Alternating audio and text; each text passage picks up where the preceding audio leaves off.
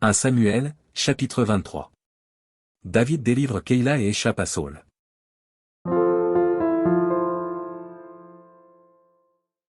On vint dire à David, voici, les Philistins ont attaqué Keïla, et ils pillent les airs. David consulta l'Éternel, en disant, irai-je, et battrai-je ces Philistins? Et l'Éternel lui répondit, va, tu battras les Philistins, et tu délivreras Keïla. Mais les gens de David lui dirent, voici, nous ne sommes pas sans crainte ici même en Juda, que sera-ce si nous allons à Keïla contre les troupes des Philistins?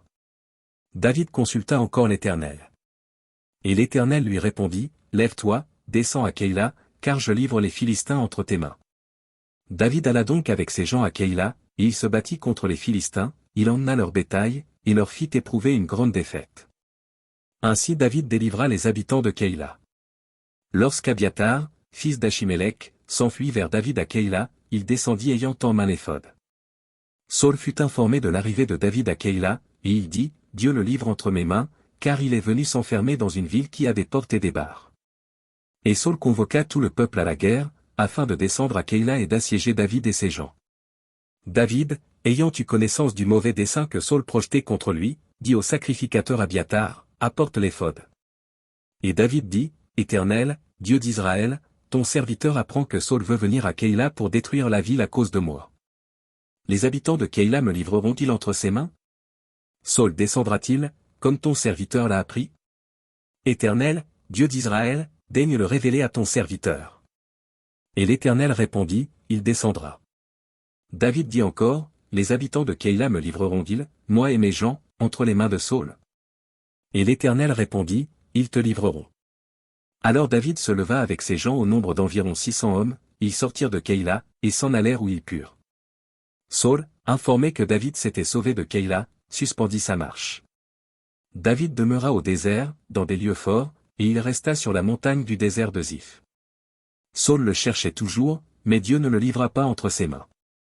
David, voyant Saul en marche pour attenter à sa vie, se tint au désert de Ziph, dans la forêt.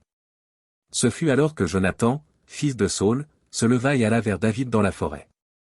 Il fortifia sa confiance en Dieu. Et lui dit, ne crains rien, car la main de Saul, mon père, ne t'atteindra pas. Tu régneras sur Israël, et moi je serai au second rang près de toi, Saul, mon père, le sait bien aussi. Ils firent tous deux alliance devant l'Éternel, et David resta dans la forêt, et Jonathan s'en alla chez lui. Les Ziphiens montèrent auprès de Saul à Gibéa, et dirent, David n'est-il pas caché parmi nous dans des lieux forts, dans la forêt, sur la colline de Hakila, qui est au midi du désert? Descends donc, ô roi, puisque c'est là tout le désir de ton âme, et à nous de le livrer entre les mains du roi. Saul dit, que l'Éternel vous bénisse de ce que vous avez pitié de moi. Allez, je vous prie, prenez encore des informations pour savoir et découvrir dans quel lieu il a dirigé ses pas et qui l'Y a vu, car il est, m'a-t-on dit, fort rusé. Examinez et reconnaissez tous les lieux où il se cache, puis revenez vers moi avec quelque chose de certain, et je partirai avec vous.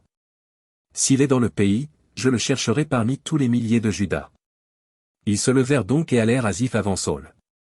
David et ses gens étaient au désert de Maon, dans la plaine au midi du désert. Saul partit avec ses gens à la recherche de David. Et l'on en informa David, qui descendit le rocher et resta dans le désert de Maon. Saul, l'ayant appris, poursuivit David au désert de Maon. Saul marchait d'un côté de la montagne, et David avec ses gens de l'autre côté de la montagne. David fuyait précipitamment pour échapper à Saul. Mais déjà Saul et ses gens entouraient David et les siens pour s'emparer d'eux.